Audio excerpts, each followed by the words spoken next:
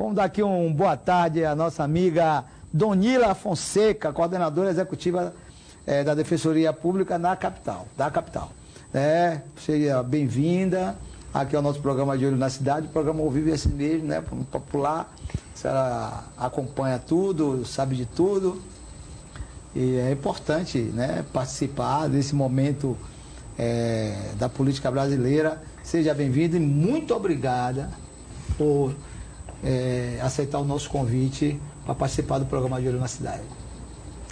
Nós que agradecemos, e já é a segunda vez que recebo esse convite, e a Defensoria agradece, porque essa parceria com a TV Baiana é importante, porque sabemos muitos dos nossos assistidos assistem a TV Baiana, e é importante para a gente esclarecer, ofertar nossos serviços, tirar dúvidas, para melhor atender o cidadão e os nossos usuários dos nossos serviços, dos nossos assistidos. E então a gente veio aqui falar um pouquinho da Defensoria Pública do Estado da Bahia. Bom, eu quero parabenizar a Defensoria Pública pela ação que foi desenvolvida no Carnaval. Nós merecíamos ganhar uma camisa daquela, né? Camisa bonita, verde, né? Foi muito bacana. Qual foi o resultado daquela ação no Carnaval desse ano? Trabalhar no Carnaval sempre é importante. E os reflexos disso, e aí a gente fica feliz porque a administração é uma sucessão da anterior, mas já tem uns 4 anos à frente desse plantão do Carnaval, na organização desse plantão, e a cada ano aprimoramos mais e às vezes até fazemos atividades preventivas. Fazemos reuniões com conselhos tutelares, porque para toda a organização do circuito a gente se preocupa bastante com o direito das crianças e adolescentes, principalmente filhos dos ambulantes, porque são um momento em que eles precisam trabalhar, e é um momento em que a economia da cidade está toda voltada para aquele circuito. Então a gente se preocupa muito na proteção e na defesa do direito da criança e do adolescente. Temos também uma atuação com a população de rua, o Pop Rua, em que já faz esse atendimento a muitos que pega material reciclado, verificação dessas ONGs. Então a gente tem uma parceria muito boa, né? A gente faz atividades com secretarias, com a Secretaria de Segurança Pública do Estado, também na atuação e para melhor atender a parte da segurança pública, nessa atuação de quando realmente precisa da defesa, né? Em casos que responde a algum crime, alguma situação, e também fazemos essa parte também preventiva com a prefeitura, nessa organização do circuito, na proteção, na atuação quem vai atuar no circuito ou não. Então é muito produtivo, e os números que são publicados sempre observam o aumento no atendimento e na prestação dos nossos serviços. Então as pessoas acabam se sentindo protegidas, né? Uma defensoria ali perto. Sim. E também tem a parte que a gente mantém também o plantão na parte de saúde, que é saúde, na violência doméstica, porque tem os atendimentos, tem também na busca e apreensão de menor. Então a gente faz toda essa rede de proteção voltada ao plantão nesse plantão do Carnaval. Bom, tem um assunto que está aí circulando na cidade, que é muito importante, que poucas pessoas sabem, né, que amanhã, dia 26, vai ser realizada a eleição da ouvidoria. Isso. Que é um papel importante.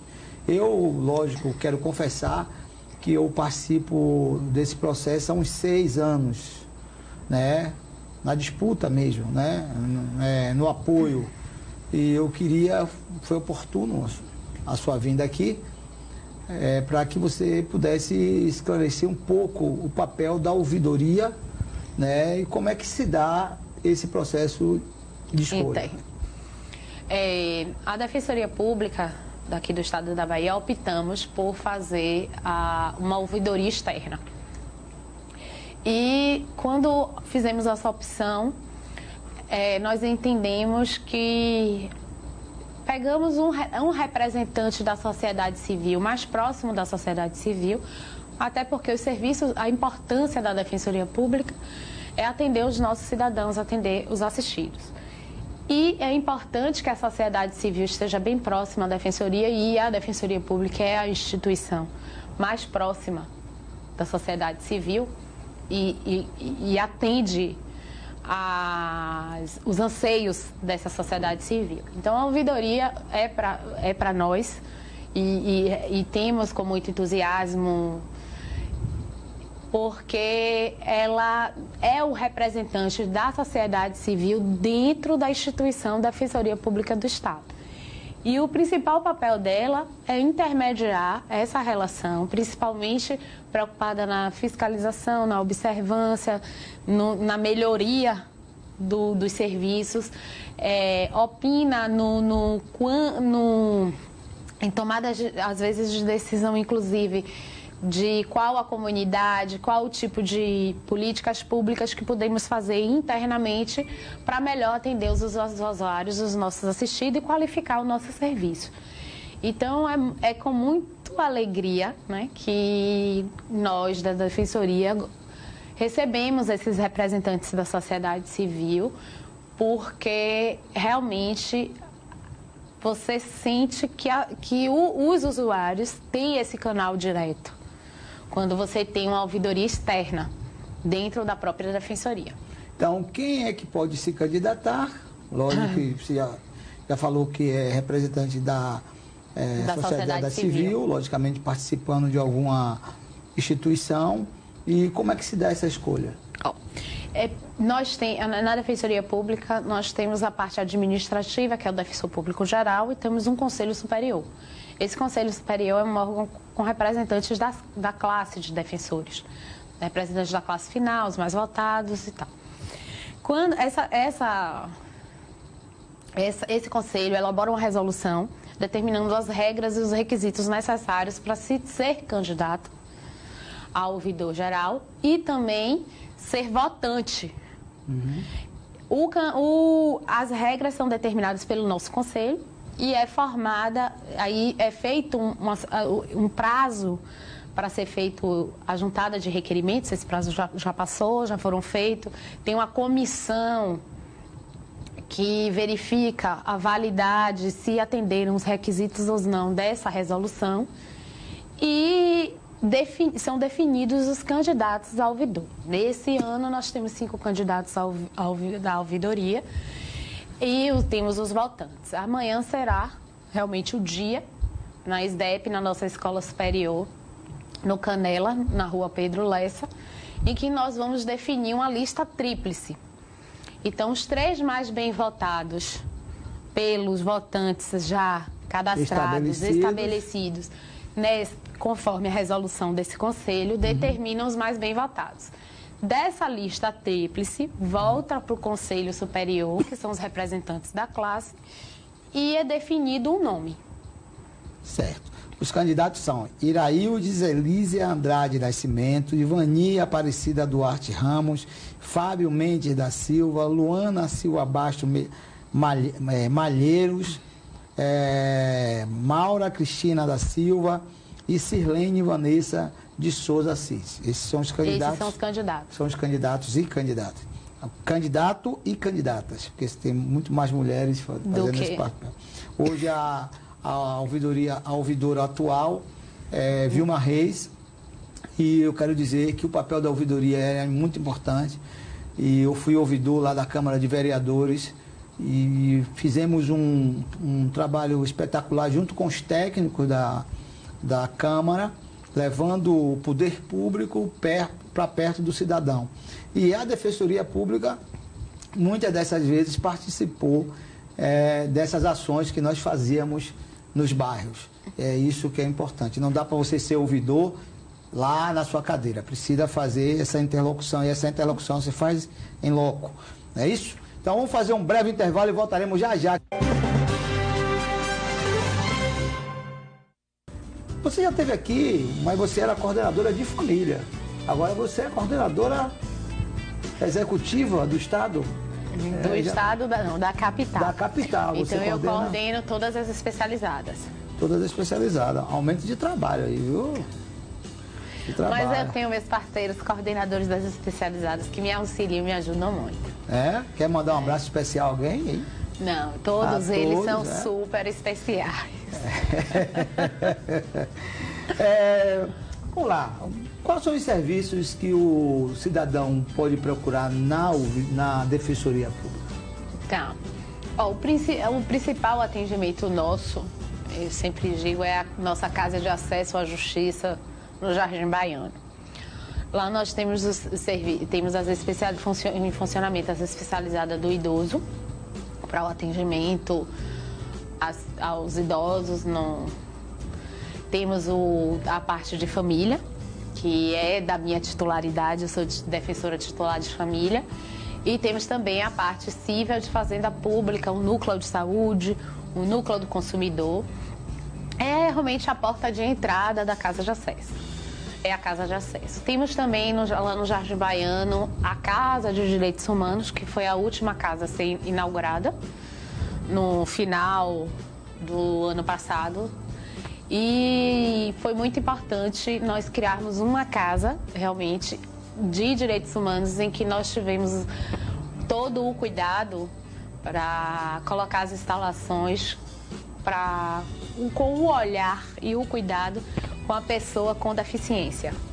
Nós temos também, nessa casa nós também temos o Núcleo da Mulher, para a defesa, né, das vítimas da violência doméstica. Nós temos a parte da violência institucional, temos a parte da proteção núcleo fundiário, que faz a proteção do direito à moradia, que é um núcleo também muito relevante e importante. Tem a parte da proteção do LGBT, em que nós tivemos uma evolução grande com a admissão do casamento de pessoas de mesmo sexo, a possibilidade de você poder alterar seu nome apenas com a declaração sua de vontade. Então isso tem demonstrado também para o público LGBT uma evolução no reconhecimento dos seus direitos, que era um dever do Estado. Você deixar a autonomia da pessoa humana na segurança, na dignidade dessa pessoa humana.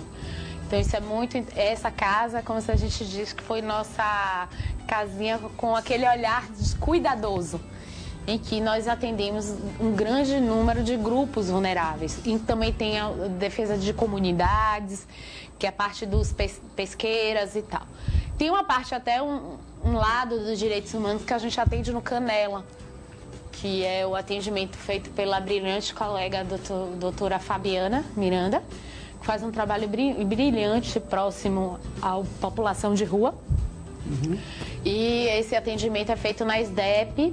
E voltando ao Jardim Baiano, temos a Casa das Famílias 1 e 2, que eu tive o prazer da inauguração de estar à frente dessa coordenação.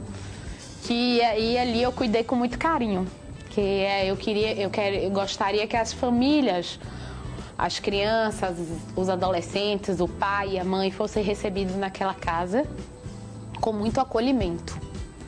Então nós trabalhamos bastante com grupos psicossocial nesse atendimento para melhor realmente prestar e com qualidade os nossos serviços, também na área de família. Temos uma casa que foi inaugurada e nós estamos também fazendo a segunda etapa da inauguração, que é a Casa Cível. Então nós demos uma melhor estrutura nesse atendimento da área não penal. Temos também a parte do atendimento criminal, de execuções penais, que nós fazemos na Avenida no Sussuarana, na nossa sede da Defensoria, na Avenida de Sussuarana. E lá também nós fazemos também a proteção, eu não posso esquecer de falar da especializada de doutora Gisele, que fica à frente da DEDICA, em que ela cuida dessas crianças das crianças e do adolescente com unhas e dentes. Essa é uma defensora aguerrida à frente na proteção dos direitos da criança e do adolescente. E temos também a curadoria, A curadoria é um papel muito importante porque é a única instituição realmente que faz esse papel, que é as pessoas que quando respondem processos e que é revel no processo, para ela ter uma proteção nesse processo, quem faz essa defesa no processo é a nossa curadoria. Bom, outra pergunta aqui, a Defensoria Pública tem advogado gratuito? Marlene do Engenho Velho de Brotas. Na verdade, a Defensoria Pública tem defensores públicos. São pessoas que se formaram em Direito, fizeram uma faculdade, têm uma formação acadêmica em Direito, que prestaram concurso e são defensores públicos. Esses defensores públicos atendem as pessoas de forma gratuita. É um serviço prestado de forma gratuita para as pessoas que hipossuficientes. E hipossuficiente, eu digo, são pessoas que não têm condições financeiras para constituir um advogado em regra. Agora, tem grupos vulneráveis que a gente também atende, como violência doméstica. A vulnerabilidade da mulher não precisa, tem a parte também da saúde. Então, esse conceito da hipossuficiência, ele é determinado realmente quando a pessoa não tem condições de constituir um advogado. Mas como é que a Defensoria Pública identifica que o cidadão ele é hipossuficiente? Por exemplo, o cara a pessoa não vai declarar que sou rica, mas eu tenho direito à Defensoria Pública, porque em tese a Defensoria Pública deve ser para todos, mas tem um critério? Tem sim. Não temos um critério, o critério fica na autonomia do defensor, mas a gente atende as pessoas. Por exemplo, no crime, existe a vulnerabilidade, o direito à liberdade é principal. Então, a gente não entra no mérito do se a pessoa tem condições financeiras ou não. Então, tem núcleos... Que crime é esse? Crime na defesa criminal. Do processo. Porque a pessoa, quando não constitui advogado em um processo criminal, eu preciso assegurar a defesa. A defesa dele. Independente da avaliação financeira ou não. Isso é um exemplo. E existem outros grupos vulneráveis, inclusive quando atuamos de forma coletiva, também aquele direito é coletivo.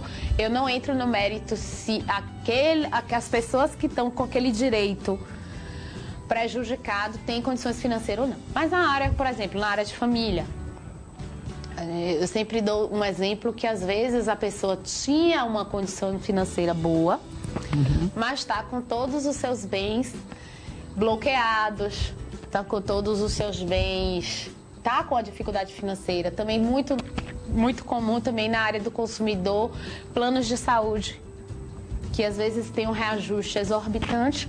A pessoa tem que pagar o seu plano, permanecer pagando o plano para não perder suas condições e o dinheiro que sobra, aquela renda que ela tem, não dá condições dela se manter e manter a sua família. Então, essa avaliação é realizada no nosso atendimento. Nós recebemos todos os usuários, qualquer cidadão, e nós realizamos. Então, você tem que demonstrar se tem renda ou não e comprovar sua hipossuficiência. É isso. Você que tem aí sua dúvida, liga para cá, viu? 3565-1525, 9673-6715, né? Todo dia que nós temos aqui uma defensora, uma funcionária pública dedicada. Eu estava falando com ela no instante, eu vejo o carinho, a forma que ela trata, e eu vi isso no carnaval, né? Em outros eventos. Tem uma turma boa da Defensoria Pública, tem uma turma boa do Serviço Público que faz isso com carinho e dedicação, né? Então, liga para cá, 3565-1525, 9673-6715. Vamos falar aqui um pouco o crescimento de golpes, cartão de crédito, viu, diretora? Será que usa muito o cartão de crédito da senhora? Tem Edmilson? Diretora? Tem um telespectador aí. Vamos lá. Boa tarde, Edmilson. Boa tarde, Edmilson. Boa tarde. Tudo bem? Eu quero saber, a Defensoria Pública,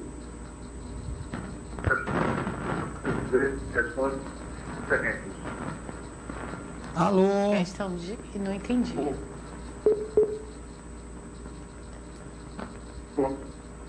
Ele quer saber se a Defensoria Pública resolve o problema de terreno. Depende do problema do terreno. Na verdade, nós temos nosso núcleo cível e aí a gente vai avaliar se são ações para discussão de propriedade ou ação possessória para defesa e proteção da posse ou regulamentação de documentação, que pode ser também na parte do núcleo fundiário. Eu preciso de mais dados. Recomendo que o senhor entre em contato com o nosso DISC 129 de telefone fixo, para explicar mais do que se trata esse terreno, que lhe dão as orientações. Em regra, nosso atendimento, como eu disse, é na rua Arquimedes Gonçalves, número 271, no Jardim Baiano, que seria o nosso atendimento inicial para o núcleo cível.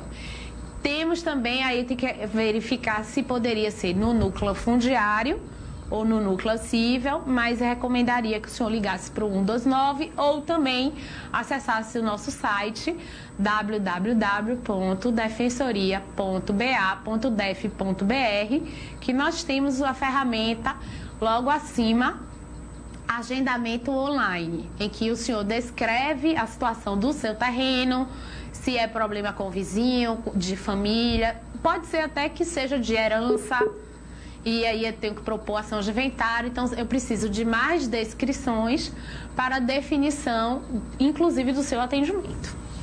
Bom, obrigado, Edmilson. Vamos fazer um breve intervalo. Tem mais telespectador, diretora?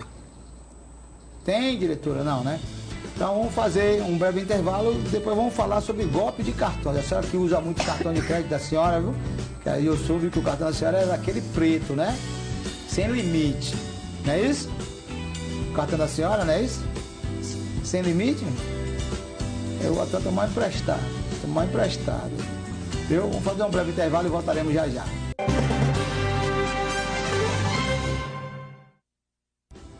Voltamos aqui ao estúdio da TV Baiana, canal 6. Olha, liga pra cá, viu? Golpes em cartão de crédito aí, viu? O uso de cartão de crédito facilitou a vida na hora das compras, mas tem muito golpe na praça. Vamos lá? Os brasileiros movimentaram no ano passado mais de R$1,5 trilhão de reais em compras com cartões de crédito e débito, uma alta de 14,5% em relação a 2017. É o maior crescimento em 5 anos.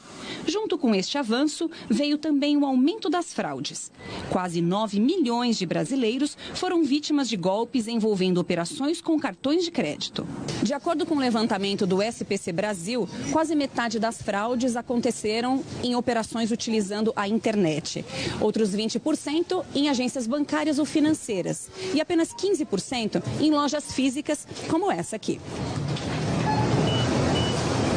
A falta de cuidado pode ser a porta de entrada para os criminosos. Se o golpe acontecer, a primeira providência é ligar no banco. Inclusive, a gente tem a garantia do Código do Consumidor, no artigo 14, que as instituições financeiras são responsáveis objetivamente pelo fortuito interno. Inclusive, agora a gente tem uma súmula, a 549 do STJ, que garante esses direitos ao consumidor. Então, o banco não tem como se safar disso. Caso o banco não devolva, o cliente pode entrar com uma ação judicial. No último caso, a gente entra com uma ação judicial, pede o ressarcimento desse valor, inclusive até podemos pedir os danos morais e materiais devidos ao ocorrido. A Dulce é prevenida. Nunca tira o olho do cartão na hora de pagar uma compra. Eu presto muita atenção. Quando eles pegam a maquininha, eu fico de olho. E eu mesmo retiro meu cartão, se me dá uma maquininha. Eu tenho muito cuidado. A diretora não, que tem um cartão aí preto, não é preto? Black. É black? Todo mundo aí... Duval, mas Duval nem usa. Tem? Boa tarde. Esse programa está cada vez nota 10. Sou fã de vocês. Parabéns para a produção, olha, diretora, para a senhora aí, viu? E tá mandando para todo mundo, viu? Toda a produção, inclusive para Camila. Cadê a Camila, que é a nossa produtora? Mandou para Duval. Danúbia, do bairro de Mussurunga 1. Suíca, boa tarde. Aqui é Maria dos Anjos, de São Gonçalo. Gostaria de saber aí da defensora se a defensoria resolve dívidas de condomínio daqueles moradores que não pagam. O que fazer para receber? Desde já agradeço. Nós fazemos o atendimento sim no núcleo cível. E aí vamos, como eu havia dito, o endereço é na rua Arquimedes Gonçalves, número 271, no Jardim Baiano. Ou então nos canais, através do Disque 129, telefone fixo, ou o agendamento online. Vamos lá. Teve já aconteceu isso até na nossa categoria. Teve um crime, e ele não tem um advogado, não tem como constituir um advogado. Muitas vezes o valor é muito alto e não podemos considerá-lo uma pessoa que não tem a condição porque tem emprego, né? Ele pode ir lá na defensoria. Na verdade, os atendimentos na área criminal, nós não avaliamos a renda e o emprego do cidadão que busca os nossos serviços no crime. No crime, as pessoas que não constituem advogado, elas necessariamente precisam ter uma defesa no processo. Então, é feita uma intimação para a parte que responde a um processo criminal. E esse réu tem um prazo para constituir o advogado e fazer a sua defesa. Não sendo constituído o advogado ou ele sem condições de ir na defensoria antes desse prazo, a defensoria o atende ou o advogado faz a defesa.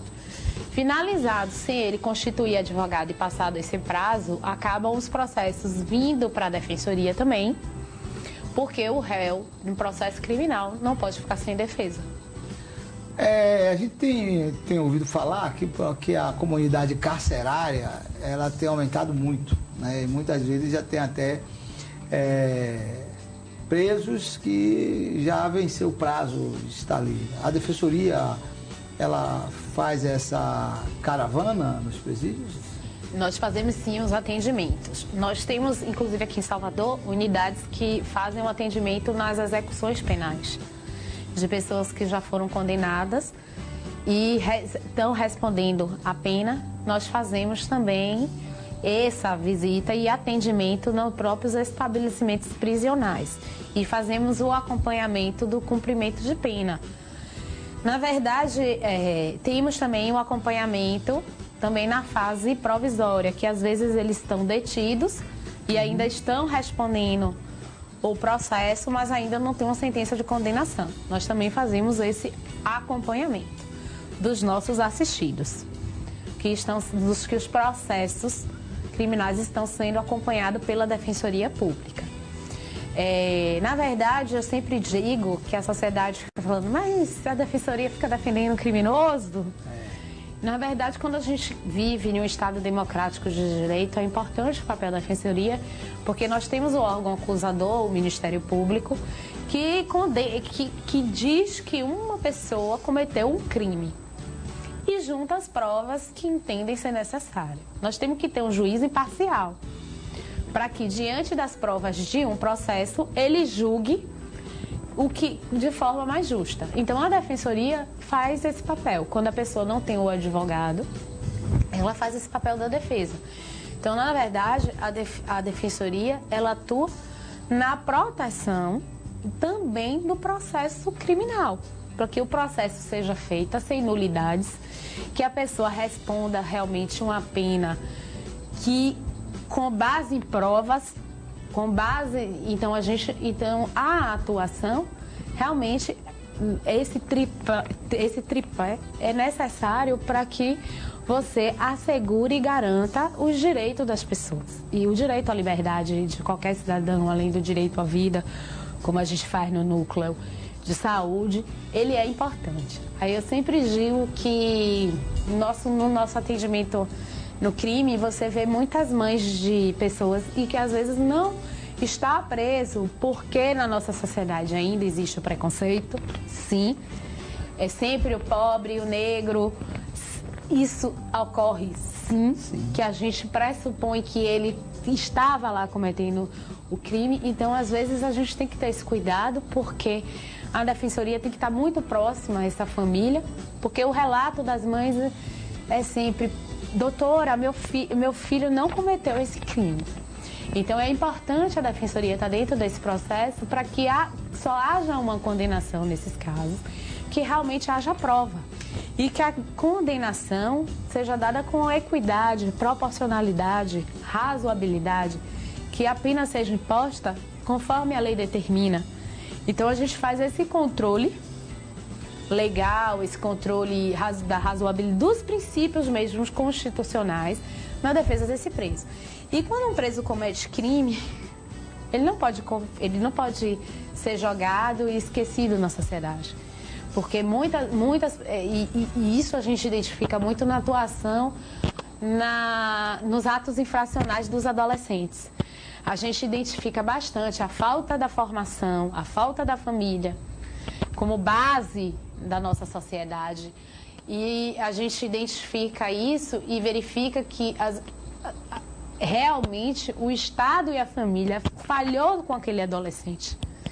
E aí ele comete o seu primeiro ato infracional, faz a rescindência e fica naquela vida que eu acho que, no fundo, eles não desejam isso para eles. Muitos. Não, é claro.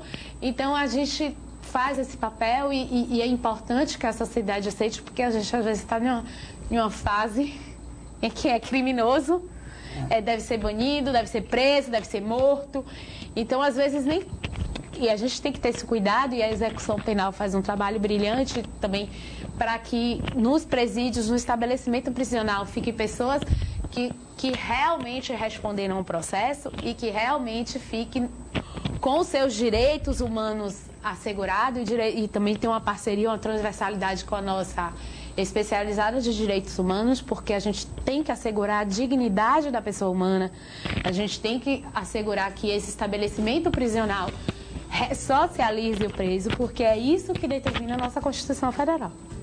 É isso que determina o nosso Código Penal. É muito importante, quando você me traz a questão de que o jovem, ninguém teve seus filhos para que eles virem marginais. Não é isso. Não é uma escolha de um menino, não é uma opção do menino, de um garoto de 14, 12, 15, 16, 17. Não é isso. O Estado falha com as pessoas, principalmente com os pretos, com os pobres. O Estado acaba falhando. E aí, quando o Estado falha, ele quer dar uma resposta a quem é formador de opinião, que são os burgueses, o Estado aí pune, né? E pune muitas vezes injustamente. E eu quero aqui acabar com esse mito de que, não vou procurar a defensoria pública porque ela não resolve o meu problema. Não é verdade, né? Nosso atendimento e o que eu tenho observado às vezes é que tem crescido realmente, e a qualidade dos nossos serviços, eu sempre digo, não é querendo defender a sardinha não, mas é ímpar. Nós cada vez mais nos especializamos e tentamos dar aos nossos assistidos o melhor atendimento possível. Parabéns. Olha, tem aqui a Suíca, boa tarde. Gostaria de saber se a imobiliária pode cobrar calções e a presença de fiador na hora de alugar um imóvel. Quantas calções podem pedir? Existe lei para isso? Gostaria de saber também se um contrato já fica válido na data de assinatura ou se somente quando chega a data da entrada do imóvel. Milena, do bairro do Pelourinho. Todo contrato tem sua validade na data da assinatura. No tocante às é complicado orientar sem analisar o contrato, porque cada contrato tem as suas cláusulas e que regulamenta aquela relação individual entre aquelas partes. E no Código Civil, com o avanço e no Código de Processo Civil agora, com a reformulação, a autonomia da vontade das partes está crescendo cada vez mais. Então, o Estado intervém menos e regulamenta menos e as cláusulas e recebe, assim, uma maior liberdade de transacionar nas cláusulas dos contratos. Então, qualquer orientação jurídica de um profissional, é importante você analisar o contrato, cada caso a caso.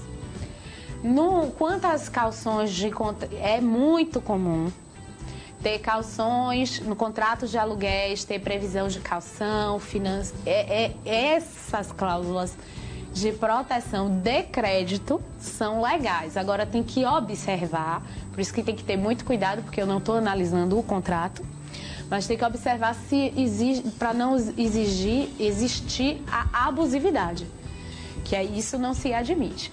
Mas, inclusive assim, na relação de consumo, em que há um fornecedor, que você contrata que é um fornecedor de serviço e um consumidor, essa relação ela tem uma proteção maior do Estado, que é o Código de Defesa do Consumidor, porque a vulnerabilidade na relação de consumo existe, porque o fornecedor, às vezes, tem contratos de adesão, então as cláusulas, existe inclusive uma regulamentação específica, artigos específicos, determinando que são cláusulas abusivas. Já em contratos que é relacionados de partes, entre partes, a autonomia de vontade é maior. Não existe uma regulamentação específica de cláusulas abusivas e tal, como existe no Código de Defesa do Consumidor. Mas recomendo a nossa telespectadora que realmente entre em contato com os nossos canais, o Disque 129, o agendamento online ou mesmo até a Rua Arquimedes Gonçalves, número 271, Jardim Baiano, para que realizando uma triagem, analisando o contrato, nós podemos verificar se houve ou não alguma cláusula abusiva ou se é legal ou não. Só identificando, analisando o processo. Tá aí. O programa de Olho na Cidade termina por aqui. Eu quero agradecer a nossa amiga Donila pela presença e gostaria que você fizesse suas como é que chama?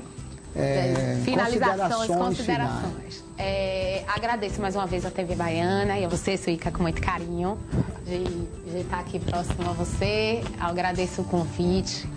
Agradeço aos nossos ouvintes, telespectadores e principalmente aos nossos assistidos que utilizam nossos serviços.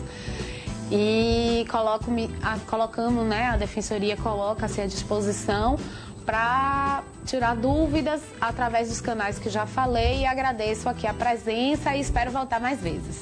Até amanhã. Tchau.